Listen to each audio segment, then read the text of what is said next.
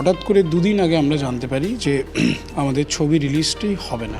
আমরা অনেক চেষ্টা করি যাতে ছবিটা রিলিজ করতে পারি, কিন্তু কোনোভাবেই আমরা রিলিজ করতে পারি না। কারণ আমাদের সবারই একটা মানসিক অবসাদ তৈরি হয়েছিল, আমরা ট্রমার মধ্যে চলে গেছিলাম এবং স্ট্রেসড আউট হয়ে গেছিলাম। ডেট হয়নি, সমস্যা হয়েছিল শুধুমাত্র একাডেমি অফ ফাইন আর্টস নিয়ে, এবং সেটার কেন সেটার সদুত্তর কেউ দিতে পারেননি আমাদের। মিটিং করতে বসলে সৌরভ বিশ্বাসের সঙ্গে, এটা কি শুধুমাত্র তোমরা ঘনিষ্ঠ নয় বলে এই সমস্যাটা তোমাদের কি রিয়েলাইজেশন হয়েছিল? নিজের খরচাতে প্রত্যেকটা টেকনিশিয়ান নিজের খরচাতে, নিজের ইচ্ছে, নিজের ভালোবাসাতে এই ছবিটা বানিয়েছিল। তো আমাদেরকে বলা হয়েছিল আমাদের আমরা বিশ্বাসঘাতকতা করেছি, আমরা টেকনিশিয়ানদের পেতে লাথি মেরেছি। এই হয়তো রুদ্রদা অন্য বিরোধী দল, তখনকার বিরোধী দলের নেতা ছিলেন বলে হয়তো তার ছবিতে যাতে ঝামেলা হয়, যাতে তার ছবিটাই হস্টেজ হয়ে যায়, সেটাও একটা কারণ হতে পারে। আর এই লড়াই করার পর, এই যে সাকসেসফুল হওয়ার পর কিছুজন বলছে যে হ্যাঁ আমরা ফিরে আসবো, আমরা ছবি বানাবো, একটা আশার আলো দেখা গেছে। কিন্তু আমার বক্তব্য হচ্ছে এই লড়াইটাই বা কেন করতে হবে? এটা তো করার কোনো প্রয়োজন নেই। 25 সালের 14 নভেম্বর মুক্তি পাওয়ার কথা ছিল দি একাডেমি অফ ফাইন আর্টস। তারপরে বেশ কিছু সমস্যার কারণে সেই ছবি পিছিয়ে গিয়ে মুক্তি পায় 21শে নভেম্বর। ঠিক কী সমস্যা ফেস করেছিলেন পরিচালক জয়ব্রত দাস, এই সমস্ত কিছু নিয়ে আলোচনা করবো। এই মুহূর্তে আমার সঙ্গে আলোচনায় রয়েছেন জয়ব্রত দাস, পরিচালক একাডেমি অফ ফাইন আর্টসের। প্রথম ছবি তোমার, এতগুলো সমস্যার সম্মুখীন, ঠিক কী হয়েছিল একটু যদি শেয়ার করো। সেটা একটা লম্বা গল্প, কী হয়েছিল। তো যেটা হয়েছিল, আমাদের ছবির রিলিজের প্ল্যানিং ছিল 14ই নভেম্বর 2025-এ। তো সেটার জন্যই আমাদের যাবতীয় যা কাজ, পোস্টারিং করা, পোস্টার ছাপানো, ছবি তৈরির বাকি সমস্ত কাজ, মাস্টারিং, এই সমস্ত কিছু আমরা পুরোদমে করছিলাম। এবং হঠাৎ করে দুদিন আগে আমরা জানতে পারি যে আমাদের ছবি রিলিজটাই হবে না। তার কারণ, ফেডারেশন থেকে একটি মেল গেছে ইম্পাতে। সেই মেলে লেখা আছে যে আমাদের ছবিটি ফেডারেশনের অন্তর্ভুক্ত কোনো টেকনিশিয়ান ছাড়া শ্যুট হয়েছিল, এবং সেটার জন্য আমাদের ছবির যে সেন্সর সার্টিফিকেট, সেটাকে অবৈধ ঘোষণা করে এই ছবির দেখানো বন্ধ করা উচিত। এবং এই মেলটি ইম্পা ফরওয়ার্ড করে আমাদের ডিস্ট্রিবিউটরকে, এবং আমরা অনেক চেষ্টা করি যাতে ছবিটা রিলিজ করতে পারি, কিন্তু কোনোভাবেই আমরা রিলিজ করতে পারি না। তো তারপরে দফায় দফায় মিটিংয়ে আমরা প্রাথমিকভাবে জানতে পারি যে এই যে পুরো ব্যাপারটা, যেটা ফেডারেশনের অন্তর্ভুক্ত টেকনিশিয়ান ছাড়া আমরা স্টুডেন্টরা মিলে যে শুটিংটা করেছি, এটা একটা গুরুতর অন্যায় করেছি। এবং এই গুরুতর অন্যায় থেকে বাঁচতে হলে আমাদেরকে একটা 8 লাখ টাকা মতো ক্যাশে দিতে হবে, এবং তাহলে ব্যাপারটা সেটেলমেন্ট হয়ে যাবে। কে বলে সেটা আমাকে বা একজন মিডিয়েট করছিলেন, ইন্দ্রনীল রয়, উনি বলেন আমাকে যে এইটা দিলে বাবু তোমাদের ব্যাপারটা, প্রবলেমটা সলভ হয়ে যাবে। তো তারপরে আমরা সেটা দিতে অস্বীকার করি, কারণ কোনো ধরনের ক্যাশ ট্রানজাকশান ইললিগাল বলেই আমরা মনে করি। এবং আমরা জানতাম, আমরা এখনও বিলিভ করি, তখনও বিলিভ করতাম যে একটা ছবি বানিয়ে আমরা কোনো কিছু ভুল করিনি। তো পরবর্তীকালে সেই ক্যাশ ট্রানজাকশানের ব্যাপারটা বলা হয় আমাদের যে এটা ইম্পার এর মধ্যে নেই, আমাদেরকে ডিরেক্টলি ফেডারেশনের সাথে গিয়ে ব্যাপারটা বুঝতে হবে। তো আমরা ফেডারেশনের সাথে দফায় দফায় মিটিং করি, তখন জানতে পারি যে ব্যাপারটা আমাদের ক্যাশে দিতে হবে না, এই সেম অ্যামাউন্টের ডিউ আমাদের একজন প্রডিউসারের পুরনো ছবির জন্য আছে। তো সেই জন্য আমাদের ছবিটাকে আটকে দেওয়া হবে যতক্ষণ না ওই ডিউ ওই প্রডিউসার ক্লিয়ার করছেন, অথবা ছবির সেন্সর সার্টিফিকেট এবং ছবির সমস্ত জায়গা থেকে ওই প্রডিউসারের নাম আমাদের সরিয়ে নিতে হবে। এবং সেটা তোমরা নিশ্চয়ই জানো, এটা একদিনের কাজ নয়, এটা কয়েক মাসের কাজ। তো তারা বলেছিলেন তাহলে তাই করো, তোমাদের প্রমোশনে খরচা হয়েছে সেটা আমাদের দেখার দায়িত্ব নয়। তো যাই হোক, যখন আমরা জানতে পারি যে হ্যাঁ, যে প্রডিউসারের প্রিভিয়াস ডিউ আছে অন্যান্য টেকনিশিয়ানের প্রতি, সেটা আমরা স্টুডেন্টরা মিলেই সব বলি ওনাকে। এবং সেক্ষেত্রে আমাদের ডিস্ট্রিবিউটরে সেই সময় চেঞ্জ হয়, শতদীপ সাহা আসেন ডিস্ট্রিবিউট করতে। উনি সেই টাকাটা প্রডিউসারের বিহাফে দিয়ে তারপরে ছবিটা ফাইনালি রিলিজ হয়। এই কথাগুলো এখন আমরা খুব মজার ছলে বা আড্ডা দিতে দিতে এই কথাগুলো বলছি, কিন্তু এটা আমি বারবার সব জায়গাতেই বলি। সেটা হচ্ছে গিয়ে ওই 7 দিন, অ্যাকচুয়ালি 7 দিন না, 9 দিন, ওই 9 দিন আমার এবং আমার টিমের যেভাবে কেটেছিল, আমি চাই না পৃথিবীর বুকে বা ওয়েস্ট বেঙ্গলের বুকে কোনো ফিল্ম মেকারদের টিমকে সেই 9 দিনের মধ্যে দিয়ে যেতে হয়।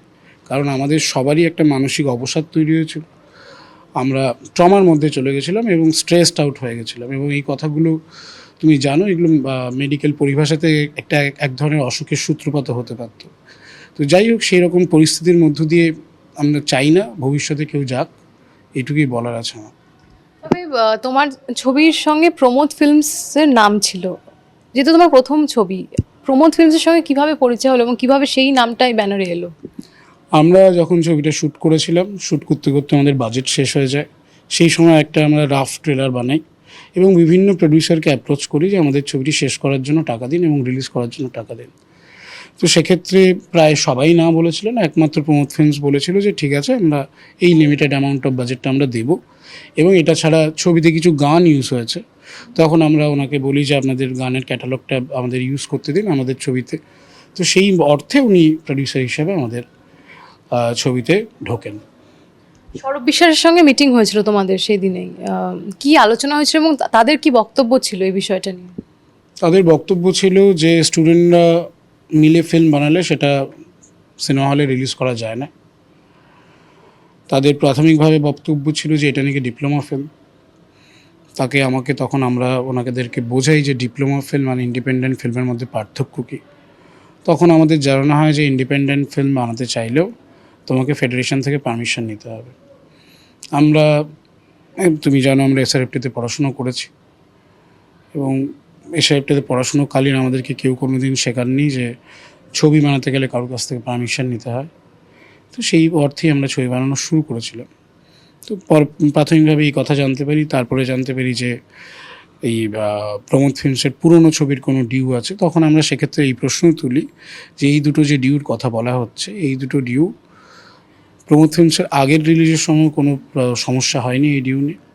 ঠিক আমাদের এক সপ্তাহ বাদেই প্রমোদ ফিল্মসের আরেকটা ফিল্ম ছিল লক্ষ্মীকান্তপুর লোকাল বলে, তাতেও কোনো ধরনের সমস্যা ক্রিয়েট হয়নি। সমস্যা হয়েছিল শুধুমাত্র একাডেমি অফ ফাইন আর্টস নিয়ে, এবং সেটার কেন, সেটার সদুত্তর কেউ দিতে পারেননি আমাদেরকে।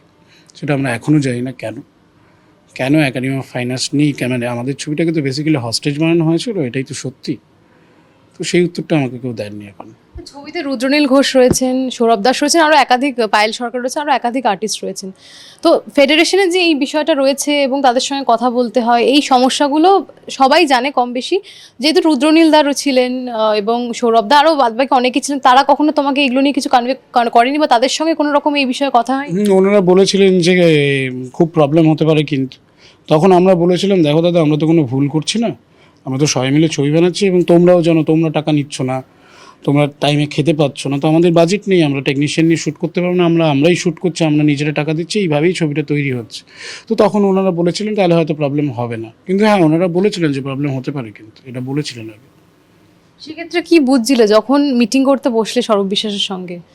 এটা কি শুধুমাত্র তোমরা ঘনিষ্ঠ নয় বলে এই সমস্যাটা, তোমাদের কি রিয়েলাইজেশন হয়েছিল? দেখো, আমাদের রিলেশন হয়েছিল, আমরা বিশ্বাসঘাতকতা করেছি, এটাই প্রকারান্তরে আমাদেরকে বলা হয়েছিল যে আমরা ছবিটা বানিয়ে ভুল করেছি। বিশ্বাসঘাতকতা কোন স্পেয়ারে, মানে কি বিষয় করেছি? যে আমরা নাকি টেকনিশিয়ানদের পেটে লাথি মেরেছি।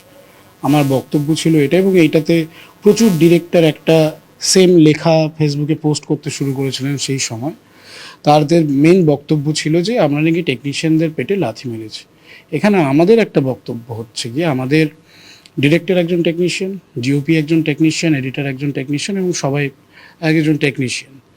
এখানে যারা কাজ করেছিলেন সবাই Satyajit Ray film and television ইনস্টিটিউটের ছাত্র, এবং ভারত সরকার দ্বারা তারা সার্টিফাইড টু মেক ফিল্মস, এটা নিশ্চয়ই তোমরা জানো। তো তাহলে সেই ভারত সরকারের দ্বারা সার্টিফাইড কিছু মানুষ যখন একটা ছবি বানাচ্ছেন নিজের খরচাতে, তাহলে তুমি আমাকে এটা বলো যে কিভাবে টেকনিশিয়ানদের পেটে আমরা লাথি মেরেছি।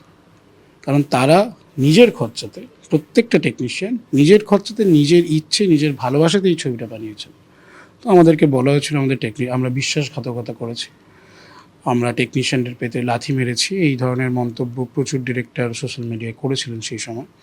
তবে হ্যাঁ, সেটার উত্তর মানুষেরাই দিয়ে দিয়েছিলেন তাদের ফেসবুক পোস্টে, তো সেটা নিয়ে আমার কিছু বলার নেই। আচ্ছা, একটা বিষয় যেটা আমরা বারংবার শুনতে পেরেছি যে যারা বিরোধী দল করছিলেন সেই সময়, তাদের ছবি পোস্টারে থাকলে সেই ছবি মুক্তি পাওয়া একটা সমস্যা হতো। এই ছবিতে আমরা দেখেছি রুদ্রনীল ঘোষের ছবি কিন্তু পোস্টারে ছিল, সেটাও কি কোনো কারণ বা তোমার কিছু মনে হয় সে নিয়ে আলোচনা হয়েছে? দেখুন, আমাদের ছবিটা তো খুবই ছোট। অপরাজিত তারা তো অপরাজিত তো সত্যজিৎ রায়ের মুখ ছিল, কিন্তু কোনো দলই করতেন না। অপরাজিত একটা সময় নন্দনে রিলিজ পায়নি, এটাও সত্যি কথা। তাহলে অপরাজিতর মতো ছবি সত্যজিৎ রায়ের সাথে ওতপ্রোতভাবে যুক্ত একটা জায়গা নন্দন, সেখানে এখন জায়গা পেয়েছিল না। তাহলে তুমি বাকিদের কী অবস্থা ছিল সেটা তোমরা নিশ্চয়ই গেস করতে পারছো। আমি জানতে চাইছি আজকের দিনে দাঁড়িয়ে একটু যদি ওপেনলি। হ্যাঁ, বলো প্রশ্নটা। এটাই যে এটা কি কোথাও সমস্যার একটা কারণ বলে তোমাদের, কারণ নিশ্চয়ই তোমাদের এই বিষয়ে আলোচনা হয়েছে যে যেহেতু পোস্টারে ছবি ছিল রুদ্রদার, তো সেটাও কি কোনো ইস্যু বা সেটাও কি কোনো কারণ বলে তোমার মনে হয়? হতে পারে, সেটা হতেই পারে। কারণ আমরা দেখেছি যে হয়তো রুদ্রদা অন্য বিরোধী দল, তখনকার বিরোধী দলের নেতা ছিলেন বলে হয়তো তার ছবিতে যাতে ঝামেলা হয়, যাতে তার ছবিটাই হস্টেজ হয়ে যায়, সেটাও একটা কারণ হতে পারে। এবং এটা আমার তো মনে হয় এটা অন্যতম একটা কারণ ছিল যাতে এই ছবিটা ঠিক করে রিলিজ না হয়। কারণ এই ছবিটা তোমরা সবাই জানো যে অনেক বেশি হাইপ ছিল অডিয়েন্সের মধ্যে, লোকজন ওয়েট করেছিল ছবিটা কবে আসবে। এবং আমার এটাও মনে হয় এটা একটা স্ট্র্যাটেজিক্যাল মুভ ছিল, যাতে ইন্ডিপেন্ডেন্ট ছবি যে বাণিজ্যিকভাবে সফল হতে পারে, সেই ব্যাপারটা যে এই ছবিটা প্রুভ করতে চলেছিল, সেটাকে যাতে স্ট্র্যাটেজি করে শেষ করে দেওয়া যায়, এটাও একটা স্ট্র্যাটেজি ছিল বলে আমার মনে হয়। যদিও সেটার উত্তরও বাংলার দর্শক দিয়ে দিয়েছেন, তো তাতেও আমার আর কিছু বলার নেই। এখানে একটা কথা বলা হয়, টলিউডে লবি রয়েছে, সেই লবির পার্ট না হতে পারলেও অনেক সমস্যা হয়, এটা বলা হয়, অভিযোগ। এটা কি মনে হয়? তুমি তো নতুন ছিলে এবং সেখান থেকে যেহেতু তুমি কোনো লবির পার্ট নও, তাই তোমাকে সেই জায়গাটা যাতে না পেতে পারো, ইন্ডাস্ট্রিতে সেই জায়গাটা যাতে না বানাতে পারো, সেটাও কি একটা বাধা দেওয়ার একটা কারণ বলে তোমার মনে হয়? না, সেটা আমার মনে হয় না। কারণ আমার মনে হয় না যে, আমরা তো সত্যি খুব নতুন, তাই ইন্ডাস্ট্রির কোন লবিতে থাকতে হবে কি করতে হবে সেটা এখনও যেমন আমরা ভাবি না, তখনও ভাবিনি। এবং হয়তো যদি কারুর মনে হয়ে থাকে বাধা দেবেন তারা, হ্যাঁ, কিছু ডিরেক্টর তো লিখেছিলেন ফেসবুকে, তাদের হয়তো মনে হয়েছিল যে নতুন ছেলেদেরকে এইভাবে কাজ করতে দেওয়া উচিত নয়, সেটা তাদের ব্যক্তিগত ধারণা। কিন্তু হ্যাঁ, লবির যে প্রশ্ন তুমি বললে, সেটা তখনও আমরা ভাবতাম না, এখনও ভাবতাম না। আমরা একটা জিনিসই ভাবি যে পরবর্তীকালে আরও একটা ভালো ছবি বানাবো, মানুষরা দেখবেন, ভালোবাসবেন, এইটুকুই। ইন্ডিপেন্ডেন্ট ফিল্ম মেকারদের কোথায় সমস্যাটা ঠিক হচ্ছে, মানে কেন তারা কাজে নামতে গেলে এত রকমের বাধার সম্মুখীন হচ্ছে, কি তোমার মনে হয় আজকের দিনে? আশা করি নতুন সরকার আসার পর এই সমস্যাগুলো আর থাকবে না। যদি না থাকে, সমস্যা হতো এক্স্যাক্টলি কী কী সমস্যা হতো? প্রচুর সমস্যা হতো। যেমন তুমি বলছো, সারাক্ষণ একটা ভয়ের পরিবেশে শ্যুট করতে হতো। যখন আমরা শ্যুট করেছি তখনই আমাদের অ্যাক্টররা বলেছেন গিল্ড চলে এলে কিন্তু বাবু শ্যুট বন্ধ হয়ে যাবে। এটা যেমন ওই ধরনের কথা ছিল। শোলেতে একটা ডায়লগ ছিল, সো যা বাচ্চা নেই তো গব্বর আ জায়গা। Is like the same thing, যে তুমি কিছু ভুল করছো তাহলে গিল্ড চলে আসবে। তো এই ব্যাপারটা তো ছিলই, একটা ভয়ের পরিবেশ। আমি একটা সিনেমা বানাচ্ছি, আমরা কিছু তৈরি করছি, এটা আনন্দে সে কাজটা করা উচিত, সেই জায়গায় একটা ভয় ছিল। এবং সেই ভয়ের যে মাত্রাতিরিক্ত রূপটা, সেটা আমরাও দেখেছি, আমাদের সিনেমাটা সেটা ফেস করেছে। আমার মনে হয় যে ইন্ডিপেন্ডেন্ট ফিল্ম মেকারদের প্রাথমিক প্রবলেম ছিল এটা, তাদেরকে একটা ক্যামেরা স্ট্যান্ড রাস্তাতে পাততে গেলেও 20 বার ভাবতে হতো।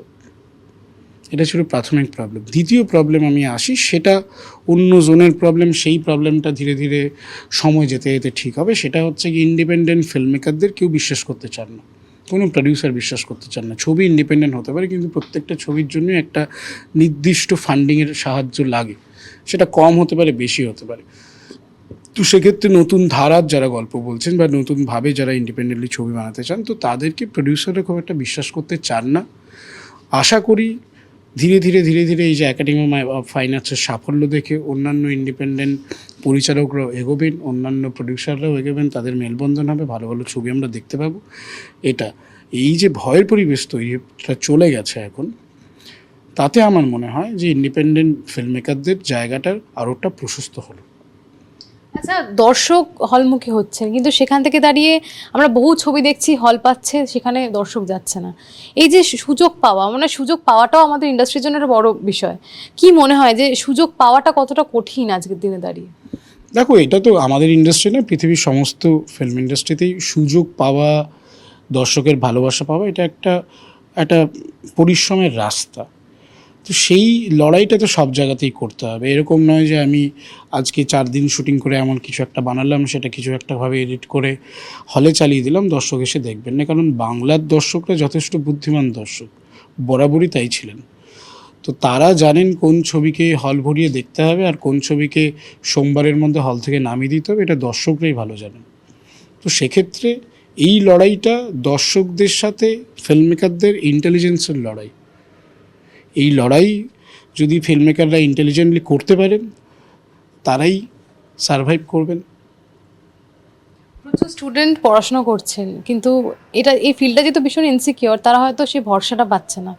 আজকে এই সমস্যাগুলো দেখার পর তোমারই যারা জুনিয়র রয়েছেন কলেজে, তারা মানে যখন শুরুতে এই বিষয়টা করেছিল, তাদের সঙ্গে নিশ্চয়ই তোমার কথা হয়েছিল, তাদের কতটা সেই জায়গাটা একটা নড়ে যাওয়া যে আমরা পড়াশোনা করছি, আগামী দিনে কি হবে, একটা ছবি মুক্তি পাওয়া নিয়েই এত সমস্যা, তারা কি বলতেন? বা এই সময় এই সাকসেসের পর তারা কি বলছেন? দেখুন, দুটো জিনিস হয়েছিল। এক হচ্ছে কি, ওয়েস্ট বেঙ্গলের যে কন্ডিশন ছিল, আমাদের এটা বলতে খুব খারাপ লাগছে, আমার ব্যাচের মধ্যে আমরা যারা একাডেমিতে কাজ করেছি 5-6 জন ছাড়া আমার ব্যাচের সবাই আজকে বোম্বেতে এই মুহূর্তে। তার কারণ ওয়েস্ট বেঙ্গলের ফিল্ম ইন্ডাস্ট্রিতে কাজ নেই। কাজ জানলেও তুমি কাজ পাবে না, কারণ তোমাকে কোনো পার্টিকুলার ফেডারেশনের কার্ড হোল্ডার হতে হবে, নাহলে তুমি কাজ করার জন্য এলিজিবল নয়। তো সেক্ষেত্রে 70 জনের একটা ব্যাচ থাকে, তার মধ্যে 5-6 জন আমরা পড়েছিলাম, কারণ আমরা একটা ভুল করে ছবি বানানো শুরু করে দিয়েছিলাম, তাই পড়েছিলাম। বাকি সবাই ওয়েস্ট বেঙ্গলের বাইরে ছিল।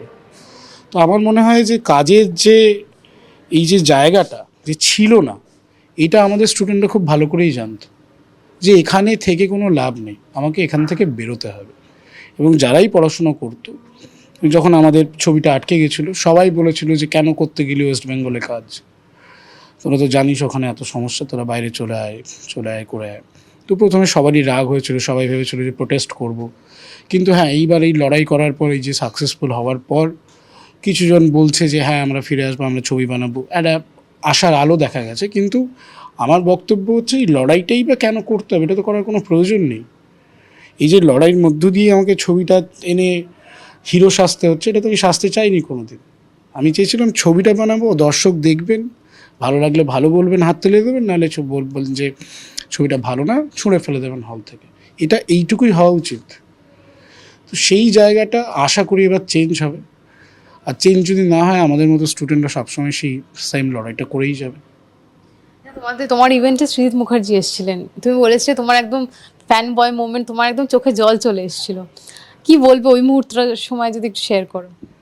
সেটা তো আমরা যারা এই প্রজন্মের ফিল্ম মেকার, আমাদেরকে তো বাংলা ছবি নতুন করে বানাতে উৎসাহিত করেছেন সৃজিত মুখার্জি।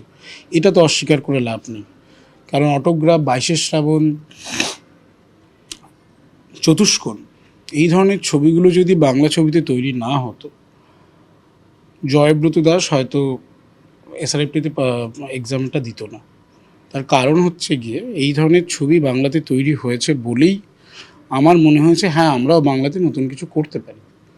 কারণ যদি তুই বাংলা ছবির গ্রাফ আমরা দেখি, পোস্ট ঋতুপর্ণ ঘোষ বাংলা ছবির গ্রাফ এমন জায়গায় ছিল, আমরা যারা একটু অন্য ধরনের ছবি বানাতে পছন্দ করি বা দেখতে পছন্দ করি, তাদের মনে হয়েছিল যে এই ইন্ডাস্ট্রিতে কাজ করে কিছু লাভ নেই। তো বাংলা ছবির মোড় ঘুরিয়েছিলেন কিন্তু পোস্ট ঋতুপর্ণ ঘোষ, সৃজিত মুখার্জি। এবং ঋতুপর্ণ ঘোষের জনরার বাইরে গিয়ে বিভিন্ন ধরনের ছবি তিনি বানিয়েছিলেন। সেটা খুব ইম্পর্টেন্ট টু ডিসকাস, কারণ বাংলা ছবির একটা ঋতুপর্ণ ঘোষ বা সত্যজিৎ রায়ের শেষের দিকের ছবির একটা হ্যাংওভার এখনও 2026 অবধি চলছে। ওই live in a hangover of Rituparno Ghosh, ওই live in a hangover of Satyajit রায়ের লাস্ট ফিউ ফিল্মস। কারণ সত্যজিৎ লাস্ট কয়েকটা ছবির আগেকার ছবিগুলো কিন্তু অন্য ধরনের ছবি। তো সেই জায়গায় বাংলা ছবি আর তারপরে খুব একটা যেতে পারেনি, খুবই কম যেতে পেরেছে। তো এই হ্যাংওভার থেকে কিন্তু সৃজিত মুখার্জি বার করেছিলেন। তাই যে লোকটার ছবি দেখে বাংলা ছবি বানানোর নতুন করে স্বপ্ন দেখা শুরু হয়েছিল, সেই লোকটা যখন পাশে দাঁড়িয়ে আমার ছবির ট্রেলার লঞ্চ করছেন এবং বলছেন যে 10 বছর আগে অটোগ্রাফের ট্রেলার লঞ্চের সময়ও আমার পা কাঁপছিল, এখন এই ছেলেটার পাশে পা কাঁপছে, তো সেটা হ্যাঁ, সেটা তো চোখে জল আসবেই, সেটা তো আসবেই। তোমার নামের সঙ্গে কিছুদিন ধরে আমরা সরকার বদলের পর থেকেই রাদার ইম্পা ভীষণভাবে জড়িয়ে রয়েছে। পিয়া সেনগুপ্তর নামে একটা অভিযোগ আসছে তিনি টাকা নিয়েছিলেন, এই বিষয়টা কি আজকে একটু তুমি খুলে বলো যে তিনি কি টাকা নিয়েছিলেন নাকি এই না, টাকাটা? তিনি তো টাকা নেননি। তিনি বলেছিলেন যে 8 লাখ টাকা দিতে হবে, সেটেলমেন্ট হয়ে যাবে। এটা আমাকে এটা ওনার অফিসে আমাকে ইন্দ্রনীল রায় বলেছিলেন, তো যাতে আমরা ক্যাশের ব্যবস্থাটা করে ফেলি। তখন আমরা বলি এটা দিতে পারবো না। তো তখন ওনারা জানতে পারেন যে আমরা এই যে ক্যাশটা চাওয়া হয়েছে বা ইন্দ্রনীল রায় ক্যাশ চেয়েছেন, সেটা আমরা বিভিন্ন জায়গায় হেল্প চাওয়ার জন্য বলেছিলাম। তো সেই খবরটা বাইরে চলে গেছে। তো তখন উনি বলেন যে ইম্পা এর মধ্যে নেই, তোমরা ডিরেক্টলি ফেডারেশনের সাথে যা বোঝার বুঝে নাও, ইম্পার কোনো সমস্যা নেই। পিয়া সেনগুপ্ত কোনো টাকা নেয়নি তোমার? না, আমার থেকে টাকা তো নেয়নি, আমরা তো দিইনি বললাম, আমরা তো কোনো ক্যাশ দিইনি। আমাদেরকে পিয়া সেনগুপ্ত ইম্পার অফিসে ইন্দ্রনীল রয় এবং পিয়া সেনগুপ্ত ওয়াজ দেয়ার, বলা হয়েছিল টাকাটা দিলে সেটেলমেন্ট হয়ে যাবে। তারপরে প্রমোদ ফিল্মস যেহেতু সব মিটমাট করে, মানে যতটা সম্ভব সেটা ফেডারেশনের সঙ্গে করে। সেটা ফেডারেশনের সাথে করে। তারপরে সেই ছবিটা মুক্তি পায়। তো এই হয়েছিল তোমার পুরো সমস্যা। তাহলে আজকের দিনে দাঁড়িয়ে কি মনে হয় যে আবার তুমি নতুন ছবি বানাবে, তুমি নতুন পরিচালনার দিকে আবার নতুন ছবির দিকে এগোচ্ছ, কোন কোন বিষয় মাথায় রেখে এগোবে যেহেতু নতুন সরকার, কি মনে হচ্ছে? একটা জিনিসই মাথায় রেখে এগোবো যে একটা ভালো ছবি বানাবো, বাকি কোনো কিছু মাথায় রাখতে পারছি না, সো সরি। এবং কজন টেকনিশিয়ান কাজ করবেন, কিসে কে কাজ করবেন সেটা ঠিক করবো আমি তো ডিরেক্টর। তো আমার যদি মনে হয় যে আমার ছবিতে 10টা ডিওপি কাজ করবে, সেটা করতেই পারে। আমার মনে হয় যে আমার ছবিতে একটাও ডিওপি কাজ করবে না, আমি নিজে শ্যুট করবো, সেটাও হতে পারে। আজকের দিনে দাঁড়িয়ে যখন দেখছো হল ভর্তি দর্শক এত চিয়ার করছে, কি মনে হয়? দেখো, এটা তো একটা খুবই ভালো লাগার বিষয়, কারণ এই রেসপন্স যে আমরা পাবো সেটা তো আমরা কোনোদিন ভাবিনি যে 5 মাসে 3বার রিলিজ হবে। এই যে 2 সপ্তাহের রিলিজ ছিল, তাতেও এই মুহূর্তে দাঁড়িয়ে 20টা হাউসফুল শো। তো এই জিনিসটা তো আমরা ভাবিনি। এটা খুবই ভালো লাগে যে আমরা যে এত বছর কষ্ট করে বানিয়েছি সেটা দর্শকদের পছন্দ হচ্ছে, তাদের ভালো লাগছে। তো এই যে অনুপ্রেরণাটা আমরা পেলাম, সেই অনুপ্রেরণাতেই পরের কাজ করব। বাড়ির লোক কি বলছে? বাড়ির লোক বলেছেন তারা খুশি। তারা বলেছেন যে সবই ভালো, ছবির ভাষাটা আর প্রয়োগটা একটু অন্যরকম হলে ভালো হতো। নেভার মাইন্ড, শেষ করব, যদি তোমার একটাই ছবি হয়েছে তবুও নতুন হলেও ফ্রেশার হলেও জিজ্ঞাসা করব এই ফিল্ডে যে কি মনে হয় টলিউড কতটা রাজনীতির মধ্যে জড়িয়ে গিয়েছিল? আমার তো মনে হয় পুরোপুরি রাজনীতির মধ্যেই জড়িয়েছিল, সেটুকুই আমাদের মনে হয়েছে। কারণ রাজনৈতিক ব্যক্তিত্বদের সাথে আমাদের কথা বলতে হয়েছিল টু রিলিজ আওয়ার ফিল্ম, সেটা তো হওয়া উচিত নয়। তো এটাই আমার বক্তব্য। শেষ করব, যারা তোমার দর্শক রয়েছে, যারা তোমার নতুন ছবির অপেক্ষায় রয়েছে এবং একাডেমি অফ ফাইন আর্টস এখনও দেখছে, তাদের উদ্দেশ্যে কি বলতে চাই? আপনাদের জন্যই আমাদের ছবি আজকে এই জায়গায় এসেছে। এতে আমাদের কৃতিত্ব যতটা, আপনাদের কৃতিত্ব ঠিক ততটা। এবং আপনাদের জন্যই আমাদের ছবি হলে এসেছে। কারণ শুধুমাত্র মিটিং করে মিছিল করে আমরা ছবিটা রিলিজ করতে পারতাম না যদি না আপনারা অনলাইনে, সোশ্যাল মিডিয়ায়, বিভিন্ন জায়গায় এই যে ডিক্টেটরশিপ চলছিল এটার বিরুদ্ধে সোচ্চার হতেন। ধন্যবাদ সবাইকে আমাদের ছবিটাকে এই জায়গায় নিয়ে আসার জন্য। আশা করছি পরবর্তী ছবি আরও ভালোভাবে তৈরি করতে পারবো। ধন্যবাদ। তোমার নতুন ছবি পরিচালনার অপেক্ষায় আমরাও রয়েছি। থ্যাংক ইউ সো মাচ এতটা সময় দেওয়ার জন্য আমাদের। এরকম আরও সাক্ষাৎকার দেখতে হলে চোখ রাখুন KTV বাংলার পর্দায়। ক্যামেরায় স্বপন রায়ের সঙ্গে অনুষ্কা, KTV বাংলা, কলকাতা।